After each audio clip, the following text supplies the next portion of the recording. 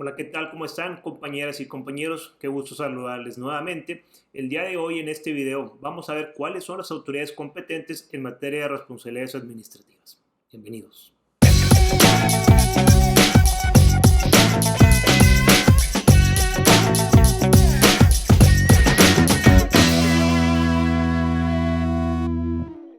El contenido de este video son 6 puntos los que vamos a tocar. El primero, el artículo 109 de la Constitución Política de los Estados Unidos Mexicanos. El segundo, las etapas del proceso disciplinario.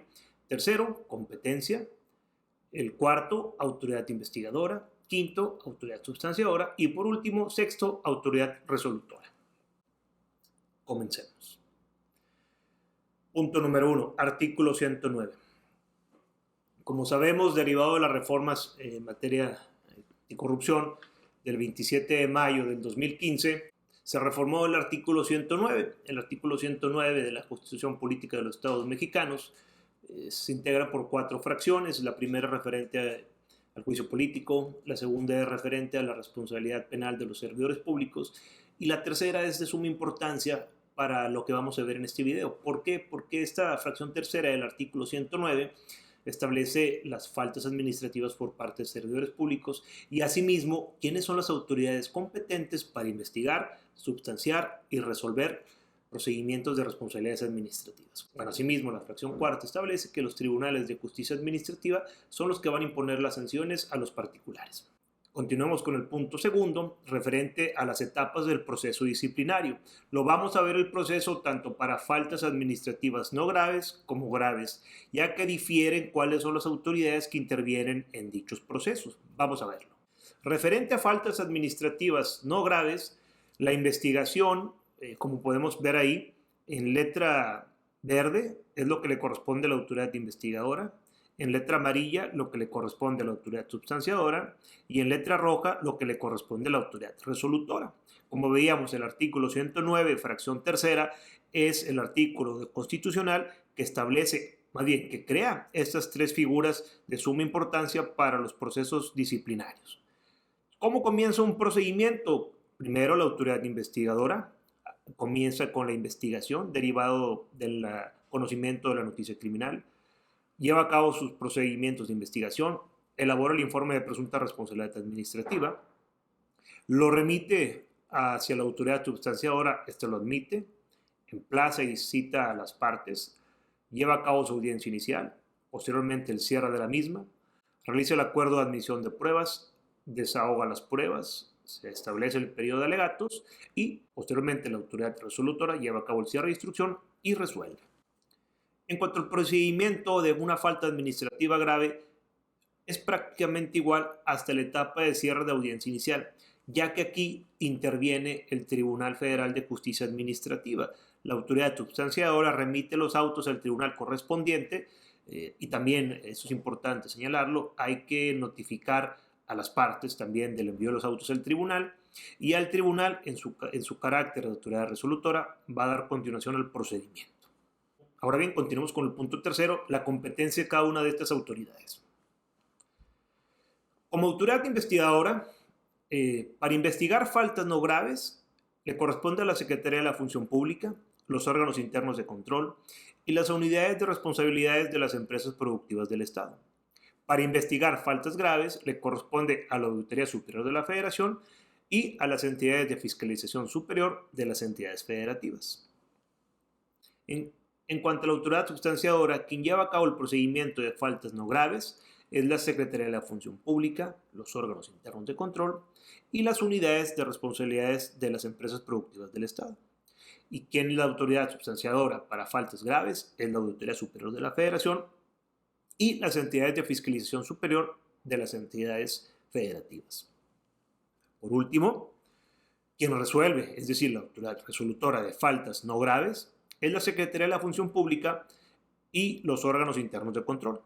Y quien resuelve faltas graves es el Tribunal Federal de Justicia Administrativa. Algo muy importante, compañeras y compañeros, es recordar que autoridad que investiga no puede ser la misma que sustancie y resuelva. Muy bien, compañeras y compañeros, continuamos con el cuarto punto, el referente a la autoridad investigadora.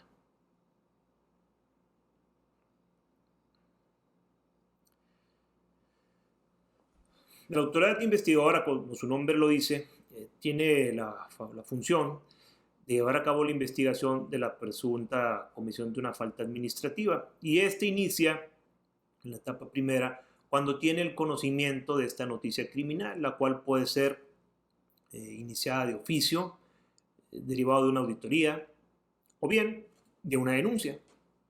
Hay que recordar que la autoridad investigadora tiene acceso a cualquier información siempre y cuando esté relacionada con los hechos que se estén investigando, ya sea que esté en poder de particulares o de autoridades, tiene esa facultad de que se le brinde la información.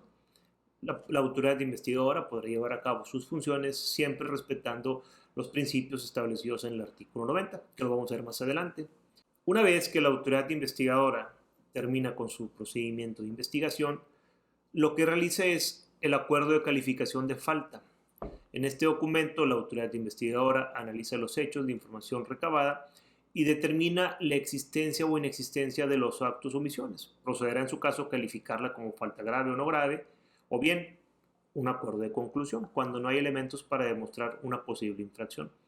Este documento, llamado acuerdo de calificación de falta, realmente es de suma importancia, ya que se le pone el nombre del presunto, asimismo cuál es el tipo de falta, grave o no grave, y relacionado a este acuerdo de calificación de falta, recientemente la Suprema Corte de Justicia, específicamente el día 20 de mayo del 2022, emitió una jurisprudencia donde establece que referente a la prescripción, esta puede determinarse una vez que se notifica el acuerdo de calificación de falta.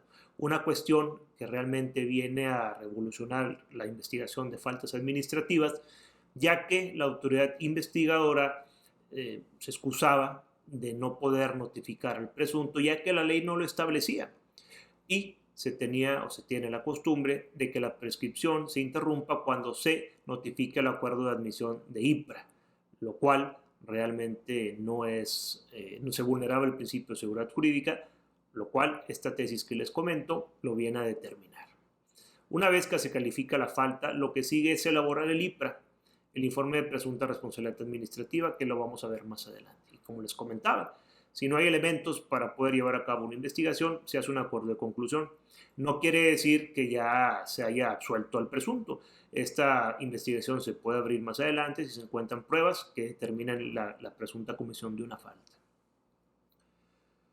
Evidentemente, conforme al artículo 90 de la Ley General de Responsabilidades Administrativas, este procedimiento de investigación no está libre de llevarse a cabo bajo ciertos principios. En este caso es el artículo 90 que nos establece que en el curso de toda investigación deberán observarse los principios de legalidad, imparcialidad, objetividad, congruencia, verdad material y respeto a los derechos humanos. Asimismo, las autoridades competentes serán responsables de la oportunidad, exhaustividad y eficiencia en la investigación, la integralidad de los datos y documentos, así como el resguardo del expediente en su conjunto. Como lo hemos visto en anteriores puntos de esta materia, el derecho penal, al ser también una expresión de la potestad sancionadora, sus principios se aplican de manera modulada al derecho administrativo disciplinario. ¿Por qué se los digo? Referente a la integralidad de los datos y documentos. También en materia de investigación administrativa le es aplicable la cadena de custodia. Obviamente no con las mismas exigencias que en materia penal, sino con sus modulaciones. Aquí lo que se busca es que la integridad de los datos y documentos no se vayan a convertir en una prueba ilícita. Pero bueno, compañeras y compañeros, ¿qué es lo que refieren estos principios? Comencemos con el de legalidad. Evidentemente, todo acto de autoridad y la autoridad investigadora no está ajena debe estar debidamente fundado y motivado. Dentro de este principio de legalidad también encontramos el debido proceso. En cuanto al principio de imparcialidad, la autoridad debe mantenerse ajenos a los intereses de las partes en controversia, así como dirigir y resolver los conflictos sin favorecer indebidamente a ninguna de ellas. En cuanto al principio de congruencia, es la congruencia o identidad entre la calificación de la conducta en que se incurrió y la gravedad de la misma.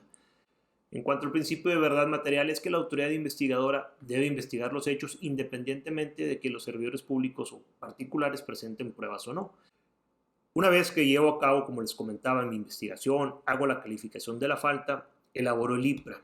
Realmente el IPRA es la columna del procedimiento de responsabilidades administrativas. ¿Por qué, compañeras y compañeros? Vamos a dar lectura a qué establece la Ley General de Responsabilidades Administrativas como el IPRA. El artículo 3, fracción 17, establece que el IPRA es el instrumento en el que las autoridades investigadoras describen los hechos relacionados con alguna de las faltas señaladas en la presente ley y exponiendo de forma documentada con las pruebas y fundamentos los motivos y presunta responsabilidad del servidor público o de un particular en la comisión de faltas administrativas. Es decir, el informe de presunta responsabilidad administrativa es la acusación por parte de la autoridad investigadora.